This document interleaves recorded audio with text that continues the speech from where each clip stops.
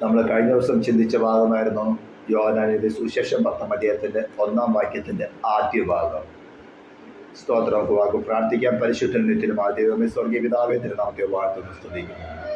നിന്റെ ഏറിയ കൃപകളായി കർത്താവ്, നിന്റെ ആളുകളായി തിരുവാൻ ഞങ്ങൾ നൽകിയ ഭാഗ്യത്തിനായ സ്തോത്രം.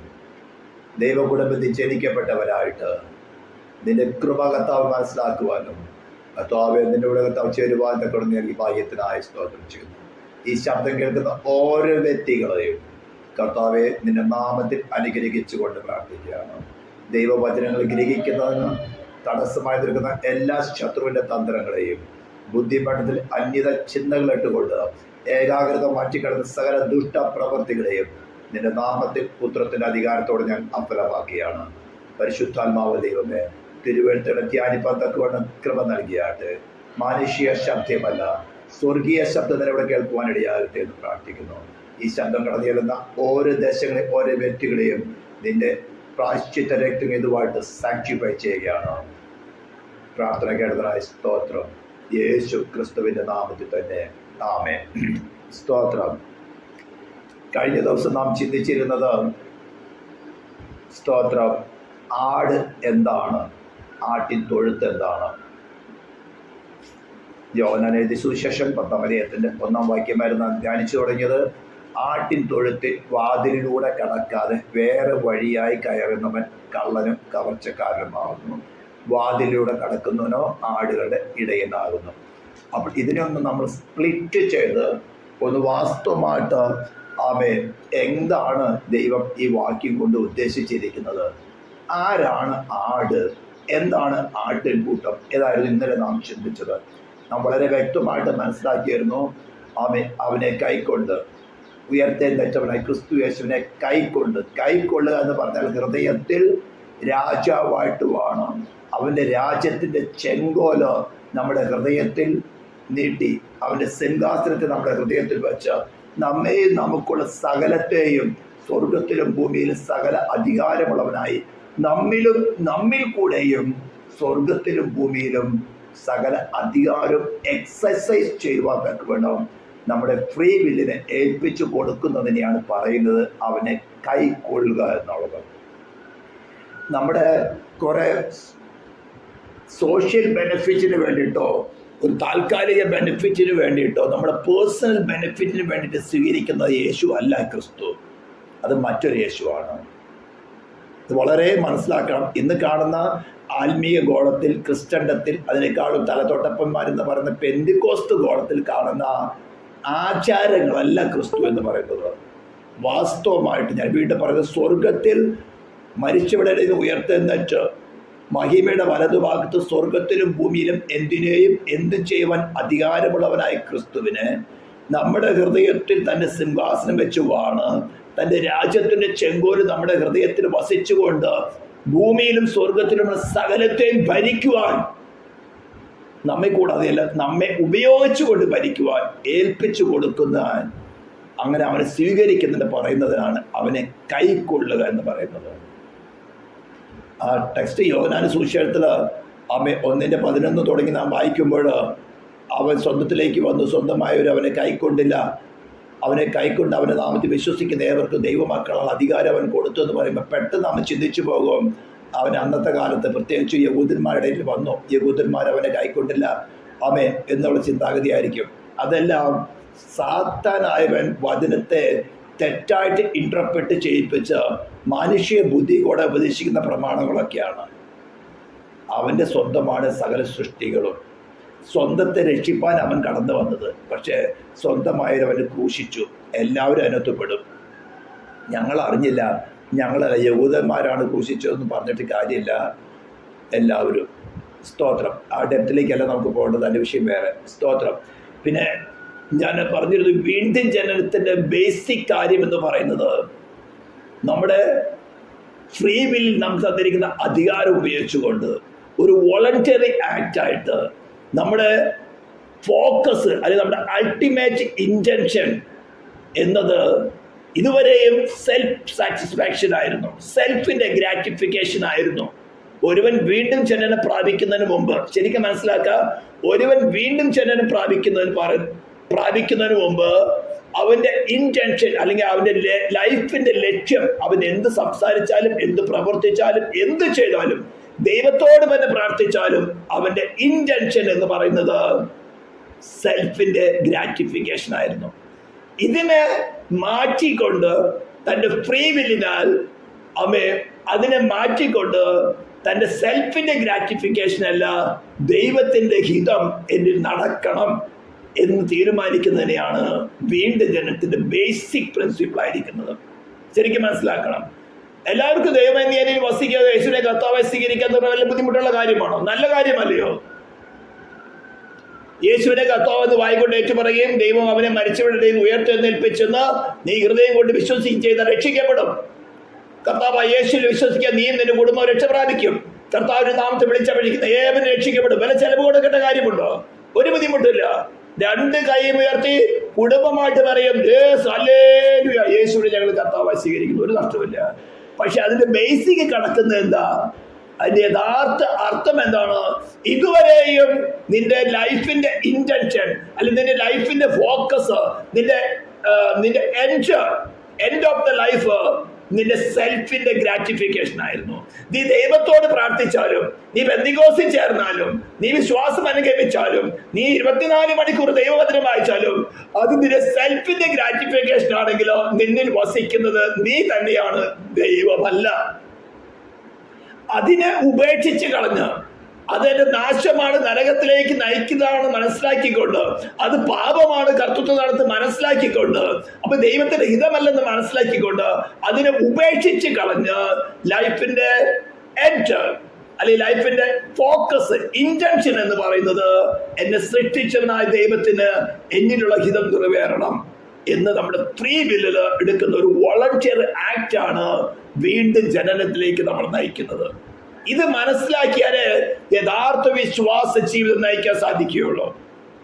ഇത് ശരിക്കും മനസ്സിലാക്കി നമ്മുടെ ഓരോ ആക്ടിവിറ്റിയിലും ഓരോ പ്രാർത്ഥനയിലും വ്യക്തിപരമായ ജീവിതത്തിലാകട്ടെ, കുടുംബമായിട്ടുള്ള ജീവിതത്തിലാകട്ടെ, സാമൂഹികമായിട്ടുള്ള ജീവിതത്തിലാകട്ടെ, ആത്മീയമായ ജീവിതത്തിലാകട്ടെ, ഈ ഇന്റൻഷൻ ചേഞ്ച് ആകാത്തോടത്തോളം, സെൽഫിന്റെ ഗ്രാറ്റിഫിക്കേഷനിൽ നിന്ന്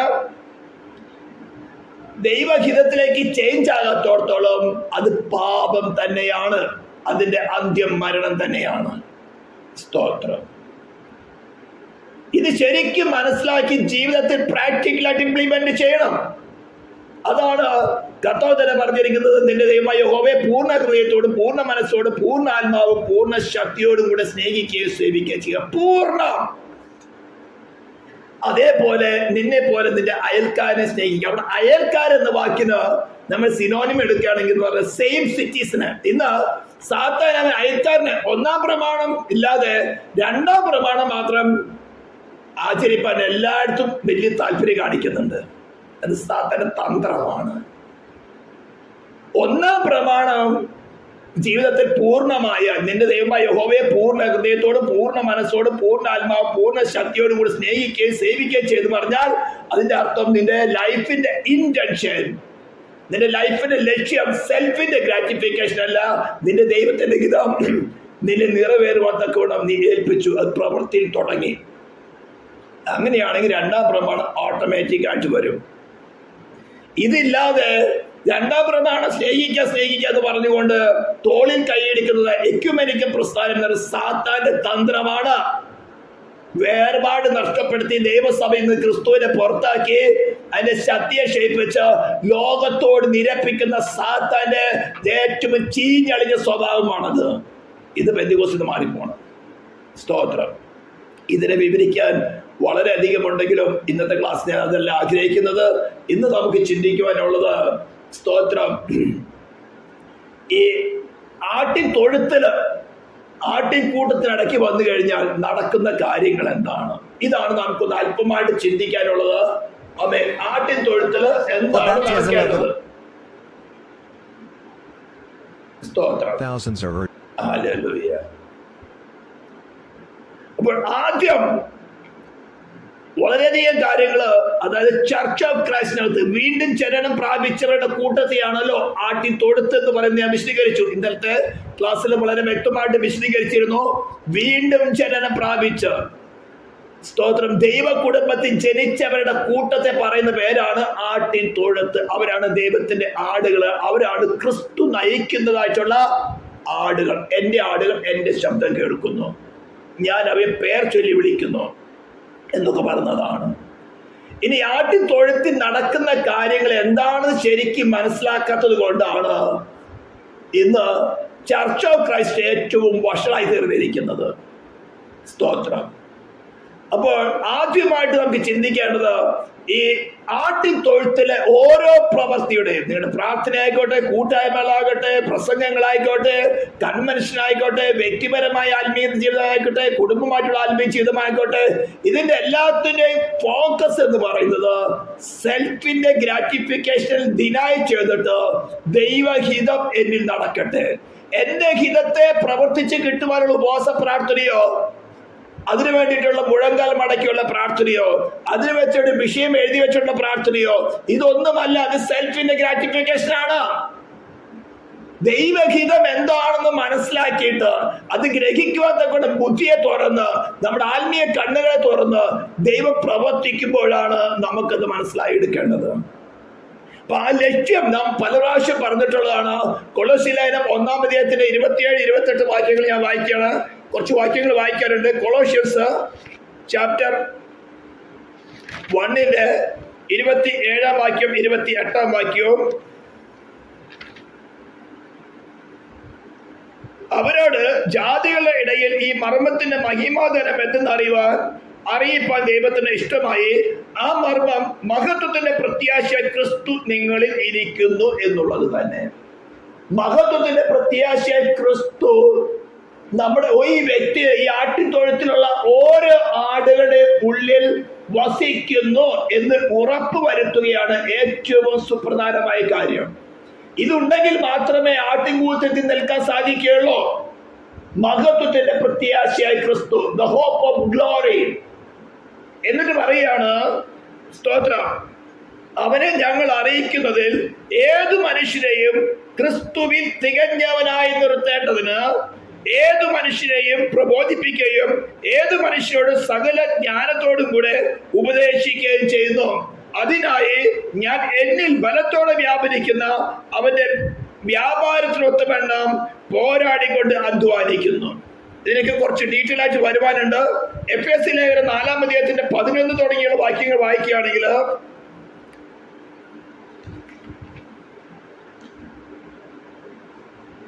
അതിന്റെ മുഴുവൻ ഞാൻ വായിക്കുന്നില്ല. 14 തുടങ്ങി വായിക്കുന്നു, 13 അടക്കം വായിക്കാം. ക്രിസ്തുവിന്റെ സമ്പൂർണതയായ പ്രായത്തിന്റെ അളവ് പ്രാപിക്കുകയും വിശുദ്ധന്മാരുടെ യഥാസ്ഥാനത്തിലുള്ള ശുശ്രൂഷയുടെ വേലയ്ക്കും ക്രിസ്തുവിന്റെ ശരീരത്തിന്റെ ആത്മീക വർധനയ്ക്കുമാകുന്നു.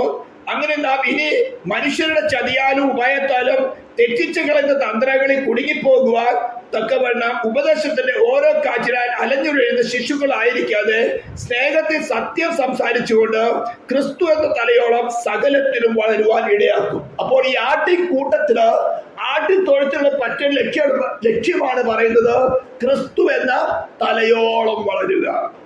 എഫേസ്യ ലേഖനത്തിന്റെ 3-ാം അധ്യായത്തിന്റെ 19-ാം വാക്യം, പരിജ്ഞാനത്തെ കവിയുന്ന ക്രിസ്തുവിന്റെ സ്നേഹത്തെ അറിയുവാനും പ്രാപ്തരാകുകയും ദൈവത്തിന്റെ എല്ലാ നിറവോളം നിറഞ്ഞു വരികയും വേണം എന്നും പ്രാർത്ഥിക്കുന്നു. 2 കൊരിന്ത്യൻസ് 3-ന്റെ 18-ാം വാക്യത്തിൽ പറയുന്നത്,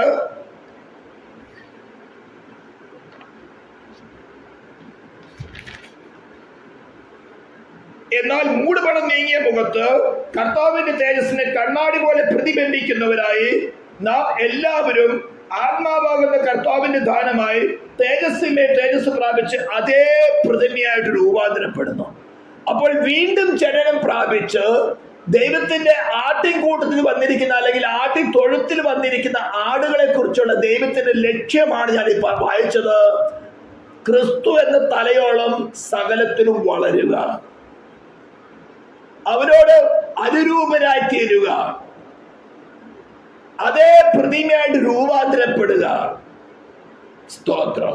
മഹത്വത്തിന്റെ പ്രത്യാശയായി ക്രിസ്തു നിങ്ങൾ വസിക്കുക. ഇതാണ് ഈ ആട്ടിൻതൊഴുത്തിലുള്ളവരെ കുറിച്ചുള്ള ദൈവത്തിന്റെ പരമപ്രധാനമായ ലക്ഷ്യം.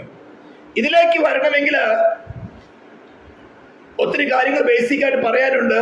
അപ്പോസ്തല പ്രവൃത്തി 20-ാം അധ്യായത്തിന്റെ 28-ാം വാക്യം ഞാൻ വായിക്കുന്നു.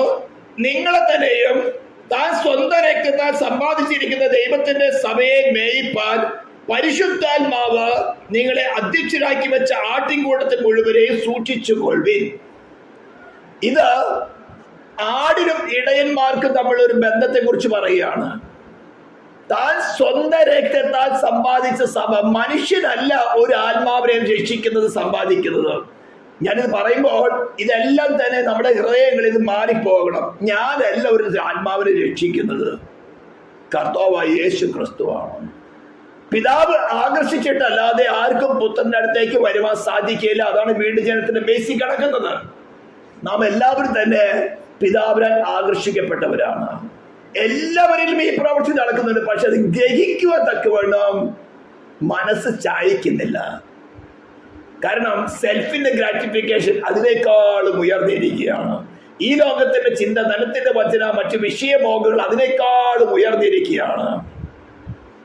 ക്ഷണികമായിട്ടുള്ള സുഖ സൗകര്യങ്ങൾ അതിനേക്കാളും ഉയർന്നിരിക്കുമ്പോൾ ദൈവത്തിന് വേണ്ടി സമയം കൊടുക്കുക, അവന്റെ ശബ്ദം കേൾക്കുവാൻ ഇടം കൊടുക്കുന്നില്ല.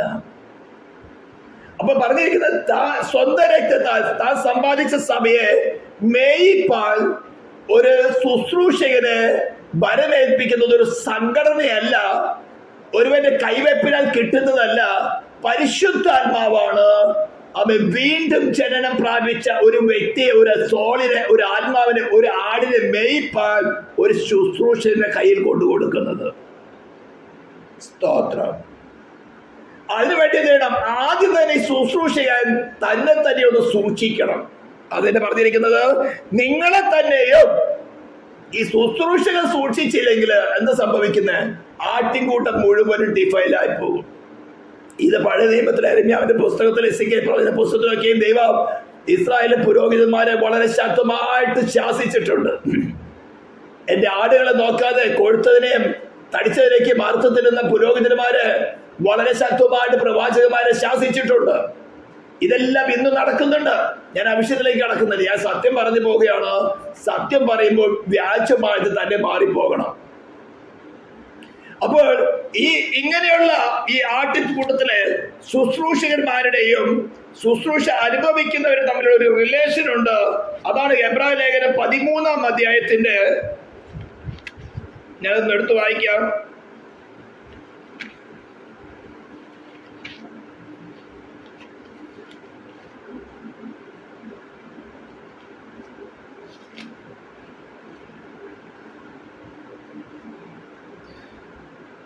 തുടങ്ങിയുള്ള വാക്യങ്ങള്, നന്മ ചെയ്യുവാനും കൂട്ടായ്മ കാണിക്കാനും മറക്കരുത്. ഹീബ്രൂ ചാപ്റ്റർ 30 വേഴ്സ് 16 ഓൺവേഴ്സ്. നന്മ ചെയ്യുവാനും കൂട്ടായ്മ കാണിക്കാനും മറക്കരുത്. ഈ വക യാഗത്തിനല്ലോ ദൈവം പ്രസാദിക്കുന്നത്. അപ്പോൾ ഈ ആട്ടിൻകൂട്ടത്തിലുള്ള ആടുകളുടെ ഒരു ഉത്തരവാദിത്വമാണ് നന്മ ചെയ്യുവാനും, സ്തോത്രം, കൂട്ടായ്മ കാണിപ്പാനും മറക്കരുത്. കൂട്ടായ്മ എന്ന് പറഞ്ഞാൽ 4 പേര് കൂടി വന്ന് പ്രാർത്ഥിക്കുന്നത് മാത്രമല്ല. ഞാൻ നേരത്തെ പറഞ്ഞിട്ടുണ്ടല്ലോ, പൊതു താല്പര്യമുള്ളവരുടെ സംഘാംഗത്വത്തെ വിളിക്കുന്ന പേരാണ് കൂട്ടായ്മ അല്ലെങ്കിൽ ഫെല്ലോഷിപ്പ് എന്ന് പറയുന്നത്. അതായത് സെൽഫിന്റെ ഡിസൈൻ മുഴുവനും മാറ്റി വെച്ചിട്ട്, സെൽഫിന്റെ ഗ്രാറ്റിഫിക്കേഷൻ മുഴുവനും മാറ്റി വെച്ചിട്ട് ദൈവഹിതം എന്നെ നടക്കട്ടെ എന്ന് തീരുമാനിച്ച് അത് ഏൽപ്പിച്ചു കൊടുത്ത് ഉയർത്തെഴുന്നേറ്റവനായ ക്രിസ്തുവിനെ അവന്റെ സിംഹാസനം നമ്മുടെ ഹൃദയത്തിൽ വെച്ചുകൊണ്ട് നമ്മിൽ വസിച്ചുകൊണ്ട് സ്വർഗത്തിലും ഭൂമിയുള്ള സകല അധികാരവും എക്സസൈസ് ചെയ്യുവാനൊക്കെ വേണം അവനെ ഹൃദയത്തിൽ കൈക്കൊണ്ടവരുടെ കൂട്ടായ്മയാണല്ലോ ഈ ആട്ടിൻ തൊഴുത്ത് എന്ന് പറയുന്നത്. ഇതിലുള്ള ഒരു ഗുണമാണ് പറയുന്നത്, നന്മ ചെയ്യുവാനും കൂട്ടായ്മ കാണിപ്പാനും സ്വന്തം താല്പര്യമുള്ള, പൊതു താല്പര്യമുള്ള, സ്വന്തം താല്പര്യമല്ല പൊതു താല്പര്യമുള്ളവരുടെ സംഘാംഗത്വം ഇത് ചെയ്യാൻ മറക്കരുതെന്ന് പറഞ്ഞു. അതായത് സെൽഫിന്റെ ഗ്രാറ്റിഫിക്കേഷൻ വരുവാൻ സമ്മതിക്കരുത്, ഞാൻ എന്റേതുള്ള ചിന്താഗതി വരുവാൻ സമ്മതിക്കരുത്. എന്നിട്ട് ഇവർ തമ്മിലുള്ള റിലേഷൻ, ഈ ഇടയനും ആടുകളും തമ്മിലുള്ള റിലേഷനെ കുറിച്ചാണ് അടുത്ത് പറയുന്നത്. നിങ്ങളെ നടത്തുന്നവരനുസരിച്ച് കീഴടങ്ങിയിരിക്കുകയും അവർ കണക്ക് ബോധിപ്പിക്കേണ്ടുന്നവരാകിയാൽ. നേരത്തെ പറഞ്ഞു, നിങ്ങളെ തന്നെയും താൻ സ്വന്തം രക്തത്താൽ സമ്പാദിച്ച് ദൈവത്തിന്റെ ആട്ടിൻകൂട്ടത്തെ മേയ്പാൻ പരിശുദ്ധാത്മാവാണ് നിങ്ങളെ വരവേൽപ്പിച്ചിരിക്കുന്നത്. അവരെ സൂക്ഷിക്കണം. ഹല്ലേലൂയ. ഒന്നുകൂടി ഞാൻ വാക്യമാണ് 28 വാക്യം, അപ്പോസ്തല പ്രവൃത്തി 20-ാം അധ്യായം. ആമേൻ, സ്തോത്രം. നിങ്ങളെ തന്നെയും താൻ സ്വന്തം രക്തത്താൽ സമ്പാദിച്ചിരിക്കുന്ന ദൈവത്തിന്റെ സഭയെ മേയിപ്പാൻ പരിശുദ്ധാത്മാവ് നിങ്ങളെ അധ്യക്ഷരാക്കി വെച്ച ആട്ടിൻകൂട്ടത്തിൽ മുഴുവനും സൂക്ഷിച്ചു കൊള്ളുവിൻ. ഈ സൂക്ഷിപ്പ് നടക്കണമെങ്കിൽ ഇവർ തമ്മിലുള്ള റിലേഷനെ കുറിച്ചാണ് എബ്രായ ലേഖനം 13-ാം അധ്യായത്തിന്റെ 17-ാം വാക്യത്തിൽ പറഞ്ഞിരിക്കുന്നത്. നിങ്ങളെ നടത്തുന്നവരെ അനുസരിച്ച് കീഴടങ്ങിയിരിപ്പേൻ, അവർ കണക്ക് ബോധിപ്പിക്കേണ്ടുന്നവരാകിയാൽ. അതായത് പരിശുദ്ധാത്മാവ്, ക്രിസ്തു തന്റെ രക്തത്തെ സമ്പാദിച്ച സഭയെ മേയ്പാൻ പരിശുദ്ധാത്മാവ് നിങ്ങളെ വരവേൽപ്പിച്ചിട്ടുണ്ടെങ്കിൽ ഇവർ തമ്മിലുള്ള റിലേഷനാണ് പറഞ്ഞിരിക്കുന്നത്. ഇതിന്റെ കണക്ക് കൊടുക്കണം. എത്ര ഉപവാസ പ്രാർത്ഥന നടത്തി, എത്ര കോട്ടേജ് മീറ്റിംഗ് നടത്തി, എത്ര മാസപ്പിടി പരിചയെടുത്തു എന്നുള്ള കണക്കല്ല പറയേണ്ടത്. ഈ ആത്മാക്കളെ ക്രിസ്തുവിൽ തികഞ്ഞവരായിട്ട് പുത്രനോട് അനുരൂപരാക്കി തേജസ്സമേ തേജസ് പ്രാപിച്ച് അതേ പ്രതിമയാക്കി രൂപാന്തരപ്പെടുത്തുവാൻ തക്കവണ്ണം നീ എന്ത് അധ്വാനിച്ചോ ഈ ഒരു റിലേഷൻ മെയിൻറ്റെയിൻ ചെയ്യാൻ തക്കവണ്ണം ആടുകളും ഇടയിലും തമ്മിലുള്ള റിലേഷൻ എങ്ങനെയാണ്? നിങ്ങളെ നടത്തുന്നവരെ അനുസരിച്ച് കീഴടങ്ങിയിരിപ്പേൻ, അവർ കണക്ക് ബോധിപ്പിക്കേണ്ടുന്നവരാകിയാൽ നിങ്ങളുടെ ആത്മാക്കൾക്ക് വേണ്ടി ജാഗരിക്കുന്നു. ഇതാണ് ഒരു ഇടയിലെ ഏറ്റവും വലിയ ഉത്തരവാദിത്തം. ഈ നൽകിയിരിക്കുന്ന ആത്മാവിനെ ആരാ സമ്പാദിച്ചത്? ആരാണ് എൻ്റെ അടുത്ത് ഏൽപ്പിച്ചിരിക്കുന്നത്? ഇതിനു വേണ്ടി ഇതിന്റെ അവസ്ഥ എന്താണ്? ഞാൻ ജാഗരിച്ച് ഈ ആത്മാവിനെ ഞാൻ മനസ്സിലാക്കുന്നുണ്ടോ? ഈ ആത്മാവിന്റെ ചിന്താഗതികള്, ഈ ആത്മാവിന് ഈ ലോകത്തിന്റെ ശക്തികൾ വശീകരിക്കുന്നുണ്ടോ? ഇൻഫ്ലുവൻസ് ചെയ്യുന്നുണ്ടോ? അതിന് വിടിവെക്കേണ്ട ആവശ്യമായ ഉത്തരവാദിത്തങ്ങള് അവയെ ഒരു ആത്മാവിനെ സൽഗുണപൂർണ്ണമാക്കി നിർത്തുവാൻ തക്കോണം ഉപദേശം, ശാസന, തർജനം ഇതെല്ലാം നടക്കുന്നുണ്ടോ? കണക്ക് കൊടുക്കേണ്ടതാ. ഇതറിയണമെങ്കിൽ ജാഗരിച്ചു കൊണ്ടേയിരിക്കണം. സ്തോത്രം. ഇങ്ങനെയുള്ള ആട്ടിൻകൂട്ടത്തില് ആമേ സ്തോത്രം കടന്നു വരുന്ന യേശുവിനെ കുറിച്ചാണ് യോഹന്നാൻ തന്റെ വെളിപ്പാട് പുസ്തകത്തില് ആമേ വളരെ വ്യക്തമായിട്ട് എഴുതിയിരിക്കുന്നത്. ഇന്ന് പലർക്കും ഈ ചർച്ചിനകത്ത് വെളിപ്പെടുന്ന ക്രിസ്തു ആരാണെന്ന് മനസ്സിലായിട്ടില്ല. ഇത് മനസ്സിലാക്കാത്തോണ്ട് കണ്ടാണ് ചർച്ചിനകത്ത് തോന്നിയ പോലെ വേഷം കെട്ടുകൾ നടക്കുന്നത്. ആമേൻ. യോഹന്നാൻ എഴുതിയ വെളിപ്പാട് പുസ്തകത്തിന്റെ ആദ്യം 1-ാം അധ്യായത്തിന്റെ 19-20 വാക്യങ്ങൾ വായിക്കാം. നീ കണ്ടതും ഇപ്പോഴുള്ളതും ഇനി സംഭവിക്കാനിരിക്കുന്നതും എന്റെ വലങ്കയിൽ കണ്ട 7 നക്ഷത്രത്തിന്റെ മർമ്മവും 7 പൊന്നിളവിളക്കിന്റെ വിവരം എഴുതുക. 7 നക്ഷത്രം 7 സഭകളുടെ ദൂതന്മാരാകുന്നു എന്ന് പറഞ്ഞാൽ ഓരോരോ കാലഘട്ടത്തിൽ കൂടെ ചർച്ച കടന്നു പോകുമ്പോൾ അവൻ താൻ സ്വന്തം രക്തത്തെ സമ്പാദിച്ച സഭയെ മേയിപ്പാൻ പരിശുദ്ധാത്മാവ് നിയോഗിച്ചിരിക്കുന്ന ആ വ്യക്തിയെ ആരുടെ കയ്യിലിരിക്കുന്നത്? ഉയർത്തെഴുന്നേറ്റവനായ ക്രിസ്തുവേശുവിന്റെ കയ്യിലായിരിക്കുന്നത്. അതാ പറഞ്ഞ 7 നക്ഷത്രങ്ങൾ 7 ദൂതന്മാരാകുന്നു, 7 നിലവിളക്ക് 7 സഭകളാകുന്നു. അപ്പോൾ ഓരോരോ കാലഘട്ടത്തിലും ആയിരിക്കുന്ന ചർച്ച് ഓഫ് ക്രൈസ്റ്റിനകത്ത് അല്ലെങ്കിൽ ആട്ടി തൊഴുത്തിനകത്ത് വരുന്നവനായ ക്രിസ്തുവിനെ കുറിച്ച് യോഹന്നാൻ കാണുന്നത് അവൻ 1-ന്റെ 13-ാം വാക്യം തുടങ്ങി 12-ാം വാക്യത്തോടെ വായിക്കാം. വെളിപ്പാട് പുസ്തകം 1-ാം അധ്യായത്തിന്റെ 12 തുടങ്ങി. എന്നോട് സംസാരിച്ച നാദം എന്തെന്ന് കാണുവാൻ ഞാൻ തിരിഞ്ഞപ്പോൾ 7 പൊൻനിലവിളക്കുകളെയും നിലവിളക്കുകളുടെ നടുവിൽ നിലയങ്കി ധരിച്ച മാറത്ത് പൊൻകച്ച കെട്ടിയവനായി മനുഷ്യപുത്രനോട് സദൃശ്യനായവനെയും കണ്ടു. 7 നിലവിളക്കുകളുടെ നടുവില് അതാത് കാലഘട്ടത്തിൽ കൂടെ കടന്നു പോകുന്ന സഭയുടെ നടുവില് എഫേസ്യ സഭയുടെ കാലഘട്ടമായിരുന്നു 1-ാം നൂറ്റാണ്ട്. ആമേൻ. അത് കഴിഞ്ഞ് കട്ടതിൽ കൂടെ കടന്നുപോയ സഭയുടെ കാലഘട്ടമാണ് സ്മർണ. അത് കഴിഞ്ഞ് പിന്മാറ്റത്തിലേക്ക് പോയ സഭയുടെ കാലഘട്ടമാണ് പെർഗമോസ്. അത് കഴിഞ്ഞ് റിവൈവൽസ് നടക്കുന്ന കാലഘട്ടമാണ് സർദീസ്, ഫിലദൽഫിയ. ഇന്ന് വന്നിരിക്കുന്ന കാലഘട്ടമാണ് ലവോദിക്ക. ലവോദിക്ക സഭയിൽ നിന്ന് ക്രിസ്തു പുറത്താണ്. ലവോദിക്ക സഭയില് പറയുന്നത് എന്താ? ഞങ്ങൾ സമ്പന്നരായിരിക്കും, എനിക്ക് നിന്നെ കൊണ്ട് ഒരു ആവശ്യമില്ല. ഞങ്ങൾക്ക് രോഗമെന്നാൽ സ്തോത്രം ഹല്ലേലൂയ. ഞങ്ങൾക്ക് വേണ്ടത്ര മെഡിക്കൽ ഫെസിലിറ്റി. ഇപ്പൊ ഞങ്ങൾ മരിക്കാൻ പോയാലും ഞങ്ങളെ പ്രൊട്ടക്ട് ചെയ്യാൻ വെന്റിലേറ്റർ ഉണ്ട്. 99% വെന്റിലേറ്റർ ഞങ്ങളെ കൺട്രോൾ ചെയ്ത് മെഡിക്കൽ സർട്ടിഫിക്കറ്റ് തരും. മരിച്ചിട്ടില്ല. പിന്നെ മരണം എന്തിന്റെ ജയം എവിടെ എന്ന് ക്രിസ്തുവിൽ ആധാരമായിട്ടല്ല പറയുന്നത്. മരണം എന്തിന്റെ ജയം എവിടെ? എനിക്ക് സംരക്ഷിക്കാൻ വെന്റിലേറ്റർ ഉണ്ട്. ഇങ്ങനെ ക്രിസ്തുവിനെ പുറത്തു നിർത്തി ലോകത്തിന്റെ ആശ്രയിക്കുന്ന പറയുന്ന സഭ പറയുന്നതാണ്. ആമേൻ, സ്തോത്രം. ലവോദിക സഭയുടെ ആ ദൂത് ഞാനൊന്ന് വായിക്കാൻ പോകുന്ന അധ്യായത്തിന്റെ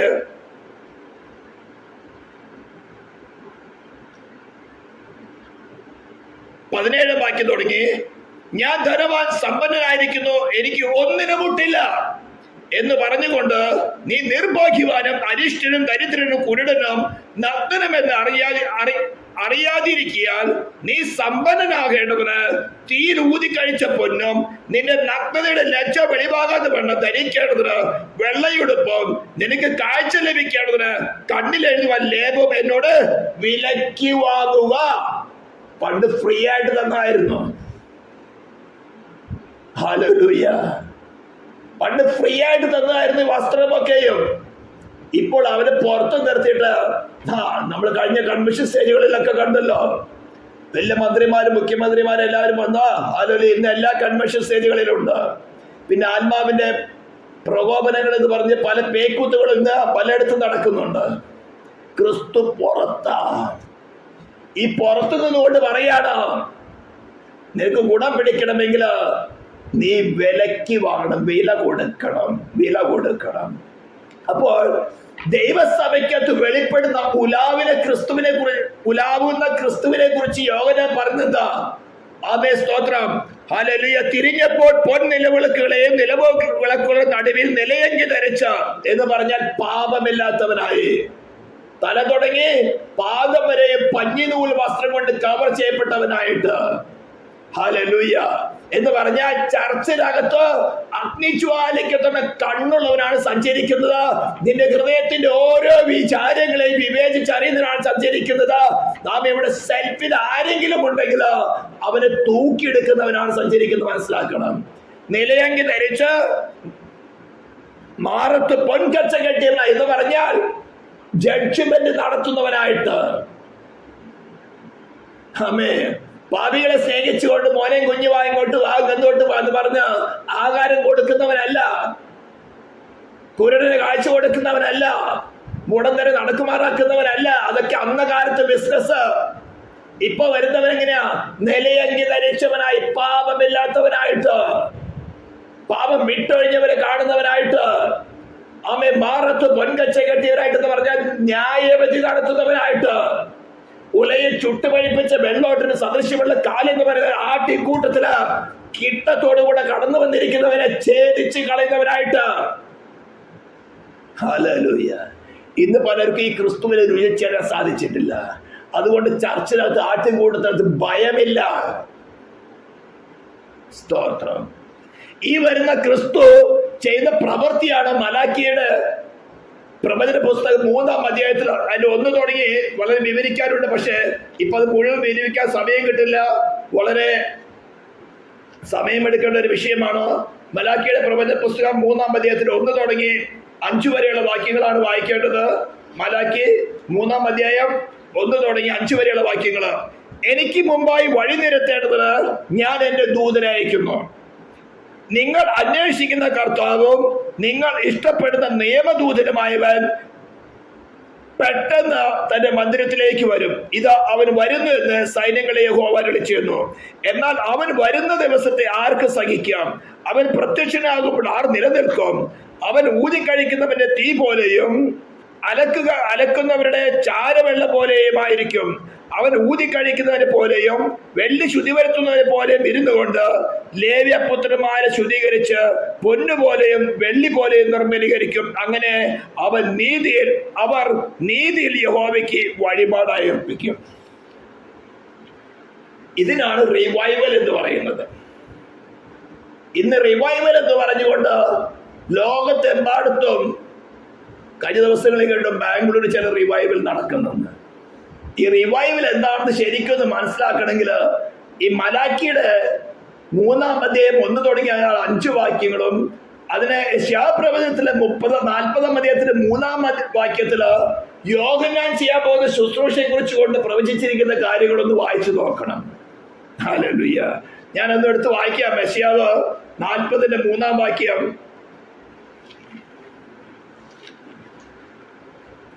സ്തോത്രം. കേട്ടോ, ഒരുത്തൻ വിളിച്ചു പറയുന്നത്, മരുഭൂമിയിൽ യഹോവയ്ക്ക് വഴിയൊരുക്കുകയും നിർജ്ജന പ്രദേശത്ത് നമ്മുടെ ദൈവത്തിന് ഒരു പെരുവഴി നിരപ്പാക്കുകയും എല്ലാ താഴ്വരയും നികന്നും എല്ലാ മലയും കുന്നും താണും വരേണം, വളഞ്ഞതൊക്കെയും ചൊവ്വായും ദുർഘടങ്ങൾ സമമായും തീരണം. ഹല്ലേലൂയ. പഴയ നിയമത്തില് അതിന് സമാപ്തിയും പുതിയ നിയമത്തിന്റെ ആരംഭവുമായി തീരുവാനൊക്കെ വേണം ഇടയ്ക്ക് വന്നവനാണ് യോഹന്നാൻ, ക്രിസ്തുവിന് മുന്നോടിയായിട്ട് വന്നവൻ.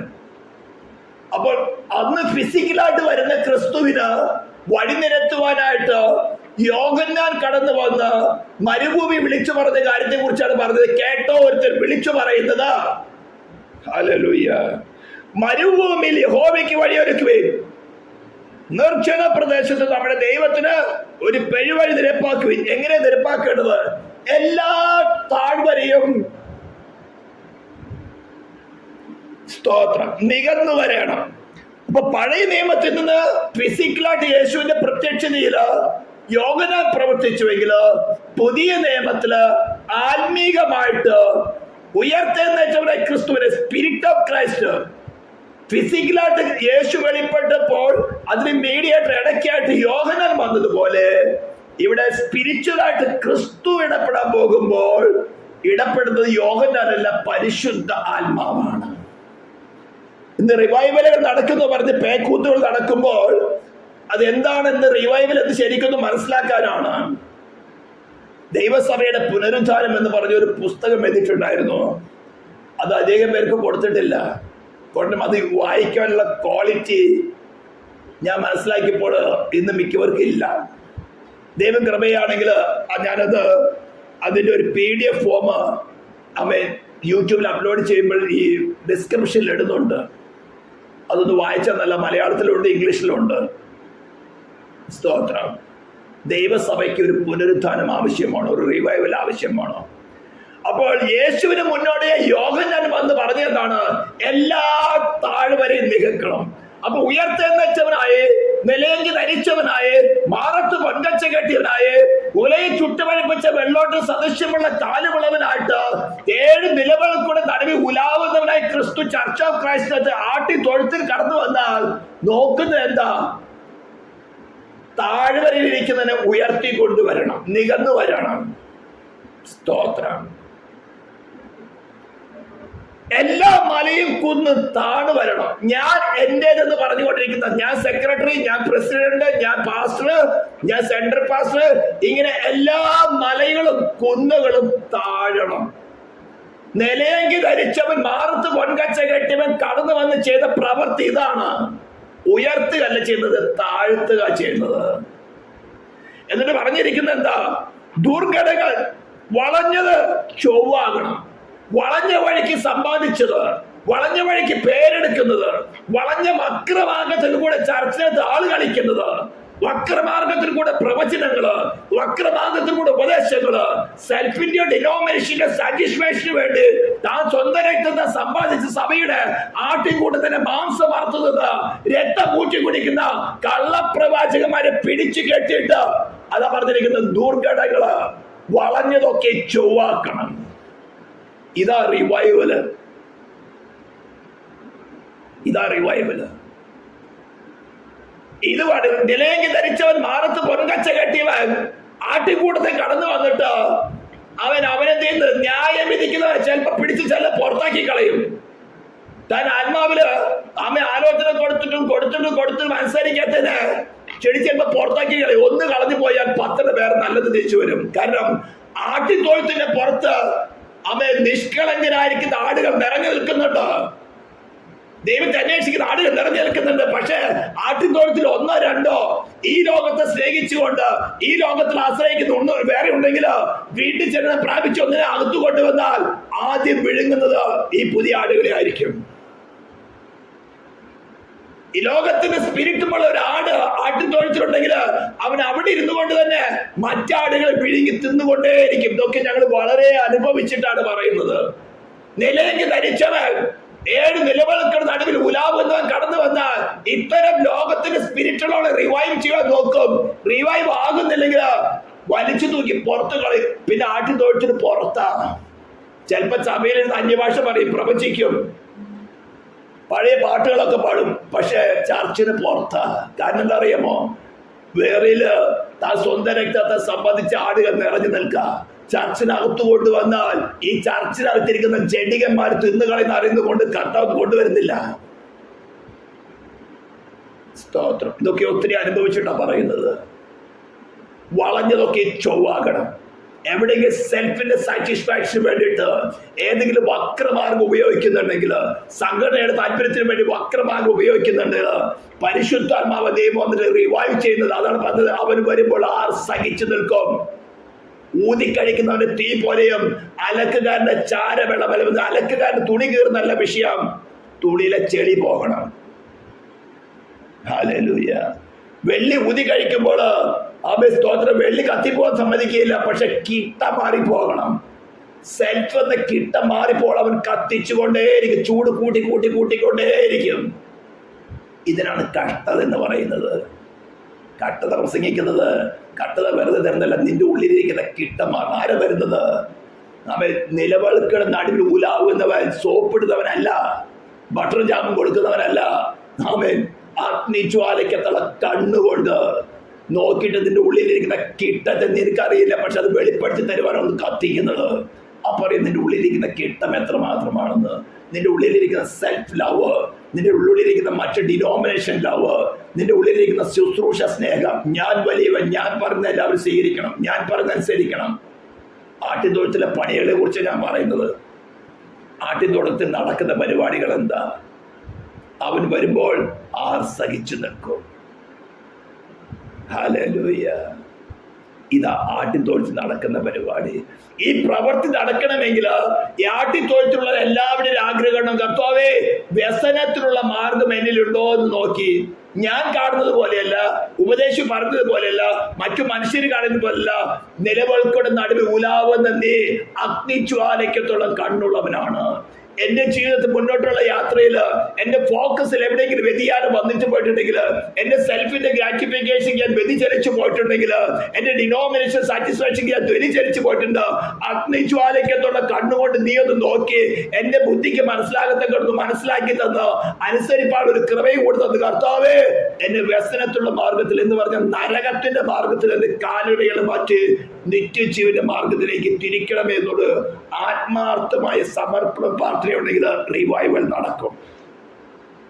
അല്ലാത്തോളം ജഡം അങ്ങനെ തന്നെ ഇരിക്കും.